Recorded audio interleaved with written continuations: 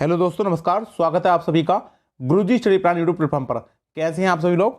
आशा करता हूं फ्रेंड आप सभी ठीक होंगे और आपके घर पे सभी माँ बाप भाई बहन सभी बेहतर व स्वस्थ होंगे। तो देखिए फ्रेंड, आज की इस वीडियो में हम देखेंगे पर्यावरण के टॉप 50 MCQ। देखिए एनवायरमेंट के काफ़ी टॉप सिलेक्टेड क्वेश्चन हैं और आज का लेवल थोड़ा कठिन रखा गया फ्रेंड्स। डेली काफ़ी सामान्य प्रश्नों को मैं रख रहा था, कुछ ही टफ रख रहा था, लेकिन आज के प्रश्न थोड़े टफ रखे गए हैं क्योंकि टफ क्वेश्चन भी एग्जाम में पूछे जाते हैं। तो इनको बहुत ही बेहतरीन और बेहतर से बेहतर क्वेश्चन को मैंने आज इस वीडियो में कवर किया है। तो इस वीडियो को आप पूरी देखिएगा और बिना स्किप किए देखिएगा, क्योंकि एक क्वेश्चन भी मिस करना आपके लिए एक नंबर को मिस करना हो सकता है। और देखिए फ्रेंड्स, हमारे साथ साथ अपने नोट्स बनाते चलिएगा, क्योंकि आपके द्वारा बनाए गए नोट्स ही आपके एग्जाम में काफ़ी ज़्यादा बेनिफिशियल होंगे। एग्जाम टाइम में प्रिपरेशन में आपके नोट्स ही आपके असली फ्रेंड्स जो होंगे फ्रेंड्स, उस समय आपके नोट्स ही होंगे। तो नोट्स को अच्छे से मेंटेन कीजिएगा। मेरा ज़्यादा फोकस सबसे ज़्यादा नोट्स बनाने के ऊपर ही रहता है। तो फ्रेंड्स शुरू करते हैं वीडियो। पहला क्वेश्चन देख लेते हैं। इटाई इटाई रोग, देखिए एक बीमारी है इटाई इटाई, किस रासायनिक तत्व की वजह से होता है? तो फ्रेंड्स यह होता है कैडमियम की वजह से। ऑप्शन बी, कैडमियम की वजह से इटाई इटाई रोग होता है। कार्बन लेवी क्या है? तो देखिए लेवी एक तरह से कर होता है। जब भी किसी चीज़ पर लेवी लगाई जाती है तो लेवी का मतलब उस पर एक तरह से टैक्स लगा दिया गया। तो जब कार्बन टैक्स लगाया जाता है तो क्या है, ये किस पर लगाया जाता है? तो फ्रेंड आंसर हो जाएगा इसका कार्बन ईंधन पर लगने वाला कर। जो भी कार्बन ईंधन है हमारे, उन सभी पर जो भी टैक्स लगेगा, कर लगेगा, उसको कार्बन लेवी कहा जाता है। तो ऑप्शन सी, कार्बन ईंधन पर लगने वाला कर कार्बन लेवी कहलाएगा। ओजोन परत किस मंडल में पाई जाती है? तो फ्रेंड्स ओजोन परत पाई जाती है हमारे समताप मंडल में। ऑप्शन बी, समताप मंडल। देखिए 5 परतें होती है हमारी। सबसे नीचे होती है क्षोभ मंडल, फिर होती है हमारी क्षोभ मंडल के ऊपर फ्रेंड्स होती है समताप मंडल, फिर आती है फ्रेंड्स जिसमें ओजोन परत हो गया, फिर आती है मध्य मंडल, फिर आयन मंडल और फिर आती है बहिर्मंडल। तो इसमें 5 परतें होती हैं। तो इसमें ओजोन परत पाई जाती है सेकंड नंबर की लेयर में, जो कि होती है समताप मंडल। और ओजोन परत आपको पता ही है संरक्षण देती है पूरी पृथ्वी को परावैंगनी किरणों से। आनुवांशिक इंजीनियरिंग अनुमोदन समिति का संचालन कौन करता है? तो देखिए संचालन किया जाता है पर्यावरण और वन मंत्रालय द्वारा। ऑप्शन ए, पर्यावरण और वन मंत्रालय आनुवांशिक इंजीनियरिंग अनुमोदन समिति का संचालन करता है। तो इसको आप ध्यान रखिएगा। राष्ट्रीय पर्यावरण अनुसंधान केंद्र कहाँ पर स्थित है? तो देखिए राष्ट्रीय पर्यावरण अनुसंधान केंद्र भारत के नागपुर शहर में, जो कि महाराष्ट्र राज्य में स्थित है, इसमें स्थित है। ऑप्शन बी, नागपुर इसका राइट आंसर हो जाएगा। सर्वाधिक जैव विविधता कहाँ पाई जाती है? तो देखिए सबसे ज़्यादा बायोडाइवर्सिटी, जिसको जैव विविधता कहा जाता है, यह पाई जाती है आपके ट्रॉपिकल रेन फॉरेस्ट में। जो ट्रॉपिकल वर्षा वन है उसमें सबसे ज़्यादा ही जैव विविधता पाई जाती है। यहाँ पर पेड़ पौधों की और जीव जंतुओं की सबसे ज़्यादा प्रजातियाँ पाई जाती हैं। तो इसलिए जैव विविधता भी यहाँ पर सबसे ज़्यादा हो गई। तो option A, tropical rain forest इसका राइट आंसर हो जाएगा। पर्यावरण का रक्षा कवच किसे कहा जाता है? तो फ्रेंड्स पर्यावरण का रक्षा कवच कहा जाता है ओजोन परत को, क्योंकि ओजोन ही हमारे पर्यावरण को परावैंगनी किरणों से सुरक्षा प्रदान करता है। सूर्य से आने वाली परावैंगनी किरणों को, अल्ट्रावायलेट जो रेज हैं, उनको रोकता है। तो इसलिए ओजोन परत को पर्यावरण का रक्षा कवच कहा जाता है। कभी कभी इसको पर्यावरण का सुरक्षा प्रहरी भी लिखा होता है फ्रेंड्स। सुरक्षा प्रहरी ले कहें या रक्षा कवच कहें, एक ही बात होगी। तो आप ध्यान रखिएगा, ओजोन परत रक्षा कवच या सुरक्षा प्रहरी है। ग्रीन हाउस प्रभाव का एक प्रत्यक्ष परिणाम क्या होगा? अगर ग्रीन हाउस गैसों को काफ़ी ज़्यादा उत्सर्जन किया जाए तो उसका एक परिणाम क्या होगा जो कि प्रत्यक्ष रूप से दिखाई देगा? तो देखिए जो ग्लेशियर हैं, बर्फ़ के बड़े बड़े पहाड़ हैं, वो क्या हो जाएंगे, पिघलना शुरू हो जाएंगे। पिघल तो हालांकि अभी भी रहे हैं, लेकिन वो काफ़ी तेज़ी से पिघलना शुरू हो जाएंगे। तो ग्रीन हाउस प्रभाव का सबसे बड़ा एक प्रत्यक्ष परिणाम है कि ग्लेशियर पिघलने शुरू हो जाएंगे। ऑप्शन ए इस क्वेश्चन का राइट आंसर हो जाएगा। और देखिए फ्रेंड्स, मैं उम्मीद करता हूं कि आज की वीडियो में आपको लग रहा होगा कि क्वेश्चन थोड़े से अपर लेवल के हैं, थोड़े से टफ लेवल के हैं, लेकिन फ्रेंड्स आपको टफ लेवल भी अपना तैयार करके चलना है, क्योंकि टफ लेवल से भी क्वेश्चन पूछ लिया जाता है एग्जाम में और आपको उस क्वेश्चन को भी मिस नहीं करना है, अपने उस नंबर को गेन करना है। फ्रेंड्स एक एक नंबर की फाइट होती है एग्जाम में। एक नंबर की कम रहने से आप अपनी ड्रीम जॉब से दूर रह सकते हैं और एक नंबर पाने से आपको अपनी ड्रीम जॉब मिल जाएगी। और आपका ड्रीम आपके घर वालों का ड्रीम है, आपके माता पिता भाई बहन सबका ड्रीम है। और देखिए हमारा ड्रीम भी आपका ही ड्रीम बन चुका है। तो इसलिए हम नहीं चाहते कि आपका ड्रीम खराब हो, क्योंकि आपका ड्रीम खराब होता है तो फिर हमारा ड्रीम भी खराब होगा। तो इसलिए हम चाहते हैं आपका एक एक नंबर आपको बिल्कुल ठोक के बजा के मिलना चाहिए। संयुक्त राष्ट्र पर्यावरण कार्यक्रम UNEP, United Nation Environment Programme का मुख्यालय कहाँ पर स्थित है? तो देखिए ऑप्शन में इसका मुख्यालय हो जाएगा नैरोबी, केन्या में। ऑप्शन बी नैरोबी, जो कि केन्या देश में स्थित है। भारत में सबसे अधिक वन किस प्रदेश में है? ठीक है, सबसे अधिक वन की बात की जाए तो मध्य प्रदेश इसमें नंबर 1 स्थान पर आता है। ऑप्शन बी मध्य प्रदेश भारत में वनों के मामले में शीर्ष स्थान पर है। और फ्रेंड अगर क्वेश्चन बन जाए ये कि भारत में सबसे कम वन किस प्रदेश में है, तो आपको ये भी साथ साथ ध्यान रखना है हरियाणा राज्य में। देखिए कौन सा राज्य है? हरियाणा। हरियाणा राज्य में सबसे कम वन है। तो सबसे कम पूछ ले तो हरियाणा ध्यान रखिएगा। अगर पूछ ले सबसे अधिक वन किस प्रदेश में है तो मध्य प्रदेश इसका राइट आंसर हो जाएगा। वायुमंडल में कौन सी गैस सर्वाधिक पाई जाती है? तो देखिए सर्वाधिक पाई जाती है आपकी nitrogen gas. Option C nitrogen. N2 gas सबसे ज्यादा वायुमंडल में पाई जाती है। उसके बाद नंबर आता है ऑक्सीजन गैस का, जो कि 21% वातावरण में पाई जाती है। फोटोकॉपी मशीन में से कौन सी गैस उत्पादित होती है? देखिए काफी ज्यादा इंपॉर्टेंट क्वेश्चन है, अच्छा क्वेश्चन है ये, कि फोटोकॉपी मशीन जो होती है उससे जैसे जीरोक्स कॉपी निकलती है उसमें से कौन सी गैस निकलती है, कौन सी गैस का उत्सर्जन, तो कौन सी गैस का उत्सर्जन होता है? तो फ्रेंड्स ये गैस होती है ओजोन। देखिए पर्यावरण के संबंधित पढ़ रहे हैं, पर्यावरण में ओजोन गैस का अपने आप काफी बड़ा महत्व है, तो इसीलिए ये क्वेश्चन इसमें रखा गया है कि फोटोकॉपी मशीन से भी देखिए फ्रेंड्स ओजोन गैस का ही उत्सर्जन होता है। तो ऑप्शन बी ओजोन इसका राइट आंसर हो जाएगा। Environmental education for kids USA, ये एक संस्थान है। Environmental education for kids USA में कहाँ पर स्थित है? संयुक्त राज्य अमेरिका में ये किस जगह पर स्थित है? तो ये स्थित है विस्कॉसिन। ऑप्शन ए विस्कॉसिन जगह पर एनवायरमेंटल एजुकेशन फॉर किड्स नामक संस्थान स्थित है। तो आप ध्यान रखिएगा विस्कॉसिन। ताजमहल के पीला पड़ने तथा उसके क्षरण होने का मुख्य कारण क्या है? देखिए मौसम परिवर्तन नहीं, अम्लीय वर्षा, बिल्कुल अम्लीय वर्षा ही ताजमहल के पीले होने का और उसके क्षरण होने का, उसका क्षय होने का प्रमुख कारण है। जल प्रदूषण से कोई मतलब नहीं है, तो इसलिए ऑप्शन बी अम्लीय वर्षा ताजमहल के पीले पड़ने का मुख्य कारण है। वन महोत्सव किसने प्रारंभ किया था?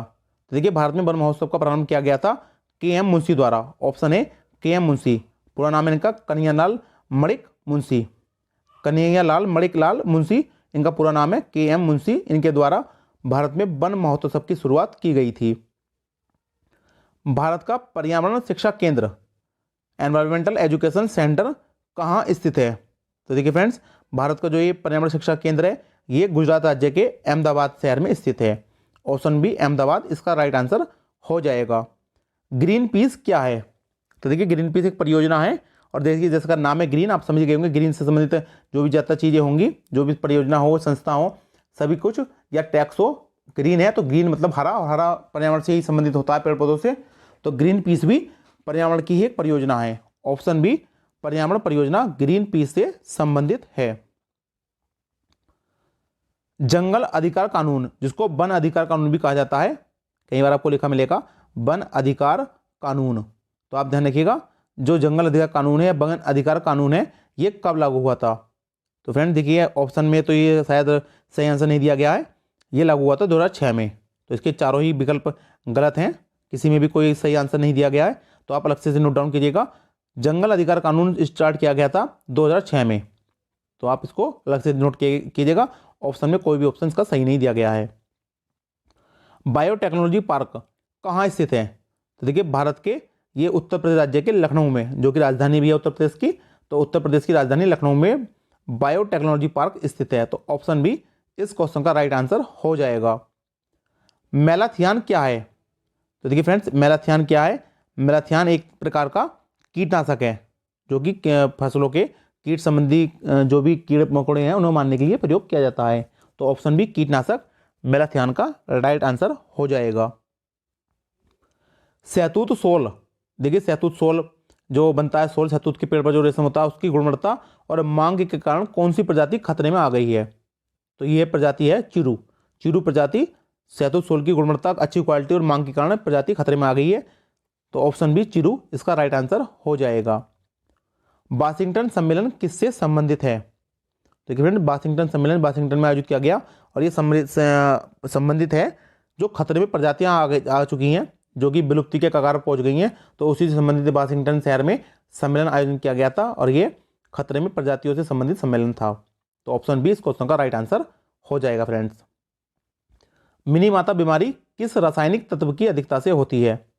देखिए फ्रेंड मिनी माता हमने शुरू में पढ़ा इटाई, तो इटाई तो होता है आपका कैडमियम से, और बात तो मिनी माता की, तो मिनी माता बीमारी हो जाती है फ्रेंड्स पारे की अधिकता से। अगर पारा जल में अधिक घुल जाए तो उस जल को अगर सेवन किया जाए मनुष्य द्वारा तो मनुष्यों को मिनीमाता बीमारी हो जाती है। तो ऑप्शन सी मिनीमाता बीमारी होती है पारा के वजह से।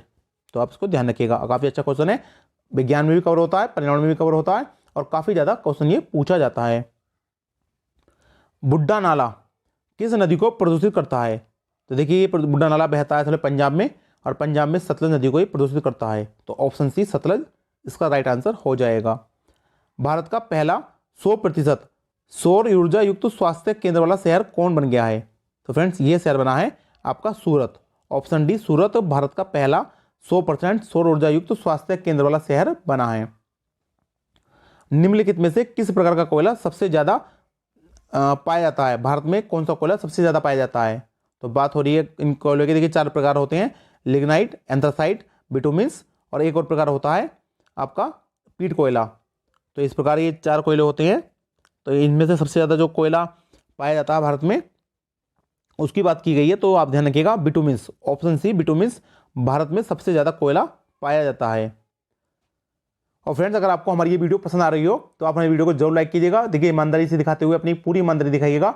हम आपके लिए पूरी ईमानदारी से लगे हुए हैं अपने मिशन में, सभी को, राष्ट्र के प्रत्येक व्यक्ति को सबसे शिक्षा मिले, बेहतर शिक्षा मिले और एक समान रूप से मिले, चाहे लड़का लड़की कोई हो, कोई भेदभाव नहीं हो किसी में, सभी को पढ़ने का एक समान और बराबर का अवसर मिले और सभी अपने पढ़ाई को अच्छे से कर सकें। इसके लिए हम इस मिशन में लगे हुए हैं कि सबको निःशुल्क रूप से शिक्षा प्रदान की जाए और हम अपनी पूरी ईमानदारी से आपके मिशन में लगे हैं। और साथ ही साथ आप सभी का प्यार और सपोर्ट हम पर बना हुआ है, उसके लिए हम आपका बहुत बहुत आभार व्यक्त करते हैं। अपना सपोर्ट और विश्वास फ्रेंड्स हम पर इसी तरह बनाए रखिएगा। और देखिए अगर आपको वीडियो पसंद आ रही है तो वीडियो को लाइक जरूर कीजिएगा, कम से कम 5 फ्रेंड्स के साथ इस वीडियो की लिंक को जरूर शेयर कीजिएगा। और फ्रेंड्स जिन साथियों ने अभी तक हमारे चैनल को सब्सक्राइब नहीं किया है तो उनसे रिक्वेस्ट है कि हमारे चैनल को अभी सब्सक्राइब कर दीजिए। देखिए फ्रेंड अभी कर दीजिए, वीडियो प्ले हो रही है, वीडियो को प्ले को रोकिए, चैनल को सब्सक्राइब कीजिए और वापस वीडियो पर आ जाइए। और साथ साथ देखिए सब्सक्राइब के साथ आपको बेल आइकन भी दबाना जरूरी होता है। बेल आइकन पर लिखा आएगा ऑल, तो आप ऑल को क्लिक करके बेल आइकन को दबाइए, जिससे हमारी आने वाली हर वीडियो का नोटिफिकेशन आपको सबसे पहले मिले। तो फ्रेंड्स आते हैं वापस क्वेश्चन पर। क्वेश्चन 27 देख लेते हैं। 26 से पहले हमने पूरे कर लिए। टॉप 50 क्वेश्चन की सीरीज है ये, तो 27 पहुंच चुके हैं। वाशिंगटन सम्मेलन किससे संबंधित है? तो ये तो हमने पीछे पढ़ी लिया फ्रेंड्स, खतरे में जो प्रजातियां हैं उनसे संबंधित है। ऑप्शन बी इसका राइट आंसर हो जाएगा। निम्नलिखित में से स्तनधारी प्राणी कौन से हैं? तो देखिए ये 3 प्राणी दिए गए हैं, बिज्जू, व्हेल और कोलुगो। तो आपको इनमें से नीचे विकल्प दिए गए हैं, आपको इनमें से बताना है कि कौन से स्तनधारी प्राणी हैं कौन से नहीं। तो देखिए हम देख लेते हैं। बिज्जू देखिए ये भी स्तनधारी प्राणी है, व्हेल ये भी स्तनधारी प्राणी की श्रेणी में आती है और कोलुगो यह भी स्तनधारी प्राणी है। तो तीनों ही स्तनधारी प्राणी है। तो हमारा जो राइट आंसर हो जाएगा वो हो जाएगा ऑप्शन सी 1, 2 और 3, जिसमें तीनों को बताया गया है 1, 2 और 3 तीनों ही स्तनधारी प्राणी हैं। गोल्डन लंगूर भारत में कहाँ पाया जाता है? तो देखिए फ्रेंड्स गोल्डन लंगूर की बात हुई है, तो गोल्डन लंगूर पाया जाता है भारत के पाया जाता है ये पश्चिमी असम में। असल में इसमें भी आंसर नहीं है फ्रेंड, देखिए ये शायद इसलिए वीडियो बनाई है कि आपको इसमें से देखिए आपको जो डाउट वो मार देंगे विकल्प, और जबकि इसमें से कोई आंसर ठीक नहीं है। ध्यान रखिएगा गोल्डन लंगूर भारत के पश्चिमी असम में पाया जाता है, तो आप इसको ध्यान रखिएगा, लक्षण नोट डाउन कीजिएगा। गोल्डन लंगूर पाया जाता है भारत के पश्चिमी असम राज्य में, असम के पश्चिमी असम हिस्से में। IUCN की रेड लिस्ट किसके बारे में जानकारी देती है? तो IUCN अपनी हर वर्ष रेड लिस्ट को अपडेट करता है और इसकी रेड लिस्ट जो इसकी लाल सूची है वह जानकारी देती है विलुप्त होती प्रजातियों के बारे में। जो प्रजातियां विलुप्त होती जा रही हैं, विलुप्ति कगार पर हैं या विलुप्त हो चुकी हैं, उन सभी को, संकटग्रस्त प्रजातियों को रेड लिस्ट में ये शामिल करता है। तो ध्यान रखिएगा IUCN की रेड लिस्ट विलुप्त होती प्रजातियों के बारे में जानकारी देती है। किस यूरोपियन यूनियन के देश में सबसे ज़्यादा प्रदूषण है? तो देखिए यूरोपियन यूनियन एक लगभग 27 से 28 देशों का समूह था। पहले इसमें 29 राज्य हुआ करते थे, हालांकि एक कम होकर 28 रह गए हैं। तो इसमें पूछा गया कि जो यूरोपियन यूनियन है उसमें सबसे ज़्यादा वायु प्रदूषण वाला देश कौन सा है? तो देखिए इन विकल्प में से Poland, option C Poland European Union का सबसे ज़्यादा वायु प्रदूषण वाला देश है। तो ऑप्शन सी पोलैंड, आप इसको ध्यान रखिएगा। पीने के पानी में क्या मिलने से ब्लैक फुट बीमारी हो जाती है? काफ़ी अच्छा क्वेश्चन है, वेरी इंपॉर्टेंट है, बीमारी से संबंधित है, साइंस में भी कवर होता है, साथ साथ पर्यावरण एनवायरनमेंट में भी कवर होता है। तो पीने के पानी में क्या मिलने से ब्लैक फुट बीमारी हो जाती है? तो फ्रेंड्स आर्सेनिक मिलने से। आर्सेनिक की जब अधिकता पानी में हो जाएगी, आर्सेनिक मिल जाएगा, तो आर्सेनिक काफ़ी ज़्यादा खतरनाक होता है। आर्सेनिक मिलने से ब्लैक फुट नामक बीमारी हो जाती है। तो ऑप्शन बी इसका राइट हो जाएगा। और पीछे हमने पढ़े इटाई किस वजह से होता है? पानी में कैडमियम की वजह से, और मिनीमाता रोग पानी में पारे की अधिकता की वजह से। तो तीनों की आप ध्यान रखिएगा। निम्नलिखित अंतर्राष्ट्रीय संस्थाओं में से किसने बाघों को बचाने और बाघों के आवासों को संरक्षित करने के लिए ग्लोबल टाइगर इनिशिएटिव शुरू करने की घोषणा की है? तो देखिए फ्रेंड्स, बाघों को बचाने और उनके आवासों को संरक्षित करने के लिए यह अभियान ग्लोबल टाइगर इनिशिएटिव शुरू किया गया है वर्ल्ड बैंक द्वारा। ऑप्शन बी, वर्ल्ड बैंक द्वारा यह अभियान शुरू किया गया है। तो आप ध्यान रखिएगा। और देखिए, वर्ल्ड बैंक की स्थापना की बात करें तो 1945 में वाशिंगटन डीसी में इसकी स्थापना की गई थी। विश्व का पहला ओजोन परत संरक्षण के लिए सम्मेलन कहाँ हुआ था? तो पहला ओजोन परत संरक्षण का सम्मेलन हुआ था आपके वियना में। वियना जो कि ऑस्ट्रिया की राजधानी है, ध्यान रखिएगा फ्रेंड्स आप, ऑस्ट्रेलिया नहीं ऑस्ट्रिया, इनमें कंफ्यूजन मत होइएगा। ऑस्ट्रिया की राजधानी वियना है और वियना में ही विश्व का पहला ओजोन परत संरक्षण सम्मेलन हुआ था, ओजोन परत के संरक्षण के लिए। और फ्रेंड्स, ओजोन के पीछे हमने बात ही की थी, फोटोकॉपी से निकलने वाली गैस भी ओजोन ही है। और साथ ही साथ ओजोन पर हमारा सुरक्षा कवच या सुरक्षा प्रहरी भी कहलाता है, पर्यावरण का कवच। और साथ ही साथ अगर ओजोन की बात करें फ्रेंड्स, ओजोन की खोज कब हुई थी? तो 1913 में ओजोन की खोज की गई थी, 1913 में खोज की थी। और नाम करें किन दो वैज्ञानिकों ने की थी? तो दो नाम आते हैं। देखिए, एक तो आता है चार्ल्स कफरे का, तो आप ध्यान रखिएगा, चार्ल्स कफरे, एक तो ये है जिन्होंने खोज की थी। और दूसरा नाम आता है फ्रेंड्स हेनरी विस्सॉन का। तो इन दोनों ही वैज्ञानिकों ने मिलकर 1913 में ओजोन गैस की खोज की थी। तो आप दोनों ही फैक्ट्स को एक्स्ट्रा रूप में याद कीजिएगा और एक्स्ट्रा रूप में नोट डाउन कर लीजिएगा।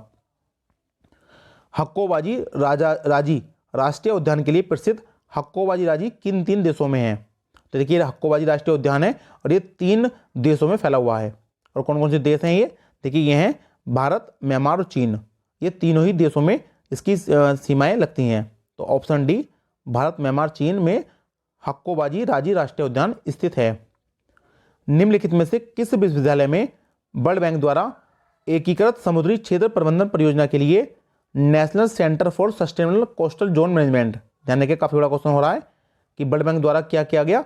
National centre for sustainable coastal zone management की स्थापना की गई किस परियोजना के लिए? एकीकृत समुद्री क्षेत्र प्रबंधन परियोजना के लिए। तो ये किस विश्वविद्यालय में की गई फ्रेंड्स? तो ये की गई अन्ना विश्वविद्यालय, अन्ना विश्वविद्यालय जो कि चेन्नई में स्थित है, तमिलनाडु में। तो अन्ना विश्वविद्यालय में national centre for sustainable coastal zone management की स्थापना की गई है। देखिए, काफी अच्छे क्वेश्चन आपको लग भी रहा होगा, काफी ये लेवल हटके थोड़ा सा लेवल बढ़ा के मैंने इस क्वेश्चन में, इस वीडियो में क्वेश्चनों को रखा है।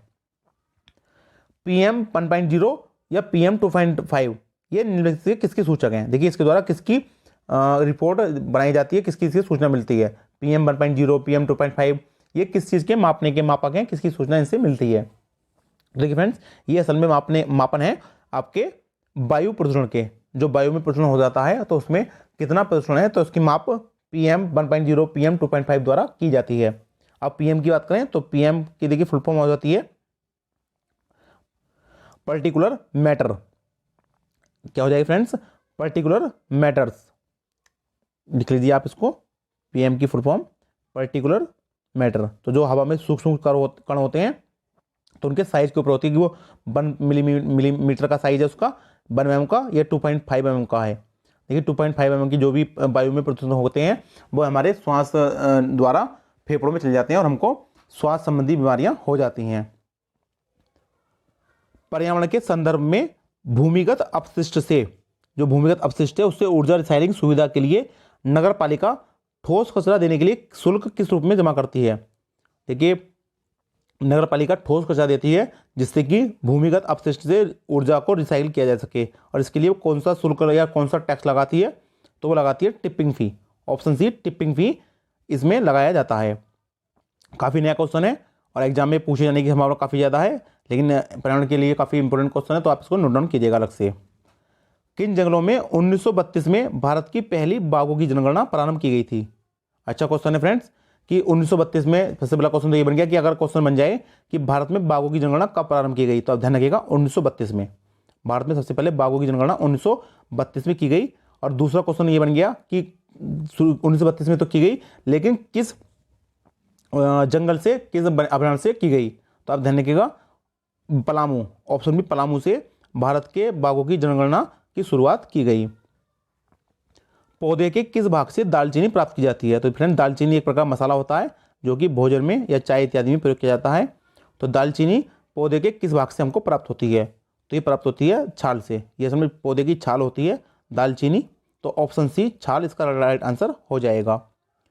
मृगावानी राष्ट्रीय उद्यान किस प्रदेश में स्थित है? तो देखिए मृगावानी राष्ट्रीय उद्यान तेलंगाना राज्य में स्थित है। ऑप्शन ए इसका राइट आंसर हो जाएगा। भूरी गिलहरी वन्य जीव अभयारण्य किस प्रदेश में स्थित है? तो ये स्थित है तमिलनाडु राज्य में। ऑप्शन ए तमिलनाडु राज्य में भूरी गिलहरी वन्य जीव अभयारण्य स्थित है। भारत का सबसे बड़ा टाइगर रिजर्व क्षेत्र कौन सा है?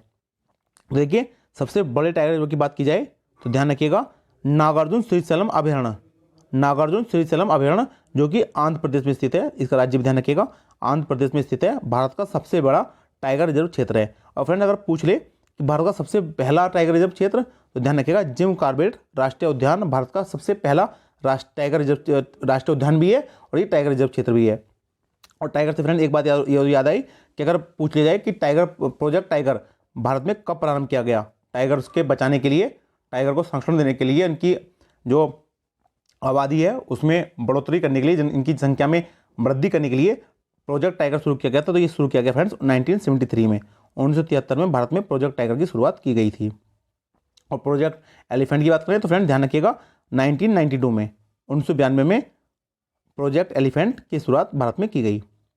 खाद्य श्रृंखला में सबसे ज़्यादा संख्या किसकी होती है? तो देखिए खाद्य श्रृंखला की बात हुई है तो खाद्य श्रृंखला में सबसे पहले तो देखिए सबसे ऊपर तो आते हैं उत्पादक जो उत्पादन करते हैं, फिर आते हैं प्राथमिक उपभोक्ता, फिर आते हैं द्वितीयक उपभोक्ता जो कि प्राथमिक उपभोक्ता के ऊपर निर्भर रहते हैं, और फिर आते हैं अपघटक जो कि द्वितीयक उपभोक्ता को भी खा पीकर नष्ट कर देते हैं। तो सबसे ज़्यादा संख्या की बात करें तो फ्रेंड ध्यान रखिएगा अपघटकों की ही सबसे ज़्यादा संख्या होती है। ऑप्शन डी अपघटक सबसे ज़्यादा संख्या में खाद्य श्रृंखला में मौजूद होते हैं। शेर की पूंछ वाला मकाक कहाँ पाया जाता है?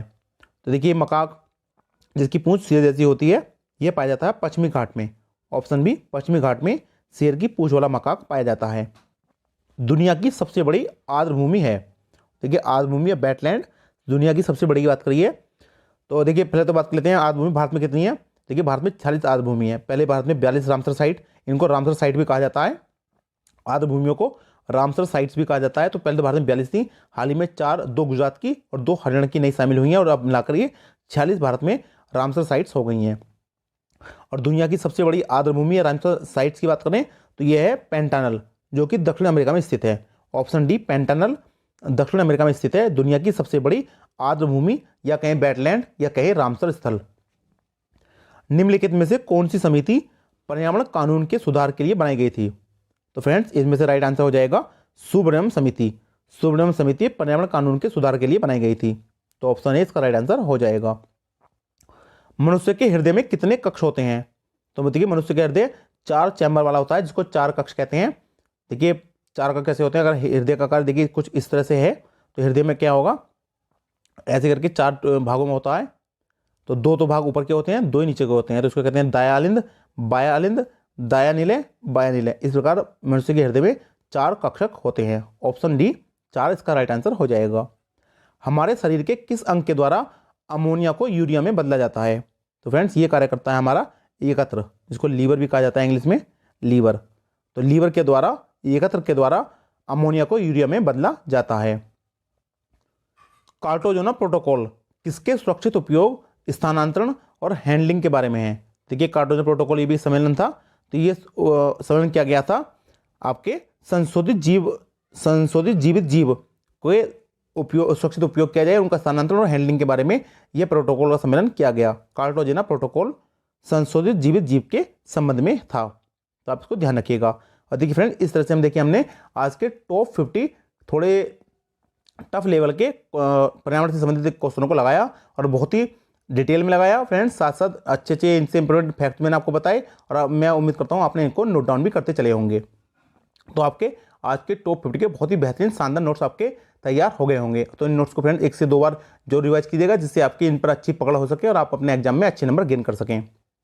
और फ्रेंड्स देखिए हमारे चैनल पर हिंदी की क्लास भी शुरू हो गई हैं और इसमें हिंदी में हमने पहले अलंकार, उससे पहले हिंदी वर्णमाला पूरी ही 4 चैप्टर में कराई, 4 वीडियो में उसको कराया। उसके बाद हमने समास अलंकार पूरे कराए और समास की वीडियो भी कल ही चैनल पर हमने अपलोड कर दी गई है। बहुत ही बेहतरीन वीडियो हम हिंदी की लेकर आ रहे हैं, कोई ट्रिक कोई रटना कुछ नहीं जो ना, और 1 सेकंड में आप एग्जाम में समास को देखकर, अलंकार को देखकर हिंदी में आप बहुत ही आसानी से पहचान जाएंगे। और डेली हमारे चैनल पर हिंदी की और वीडियो भी अपलोड की जाती रहेंगी। तो आप इन वीडियो को जरूर देखिएगा और इसकी प्लेलिस्ट अपडेटेड है चैनल पर, और पर्यावरण की भी और सभी वीडियो हमारे चैनल पर प्लेलिस्ट में अपडेट कर दी गई हैं। तो सभी प्लेलिस्ट को आप देखिएगा और बहुत ही बेहतर वीडियो को देखकर अपनी नॉलेज को और अच्छे से तैयार कीजिएगा। तो फ्रेंड्स, अगर आपको हमारी इस वीडियो की PDF फाइल चाहिए तो हमारे टेलीग्राम चैनल से जुड़ जाइए। टेलीग्राम चैनल की लिंक इस वीडियो के डिस्क्रिप्शन बॉक्स में दी गई है। और देखिए फ्रेंड्स, जिन्होंने साथियों ने अभी तक चैनल को सब्सक्राइब नहीं किया तो उनसे एक बार फिर रिक्वेस्ट करते हैं कि चैनल को जरूर सब्सक्राइब कीजिएगा। तो फ्रेंड्स, मिलते हैं आपसे नेक्स्ट वीडियो में, तब तक के लिए गुड बाय, जय हिंद, जय भारत।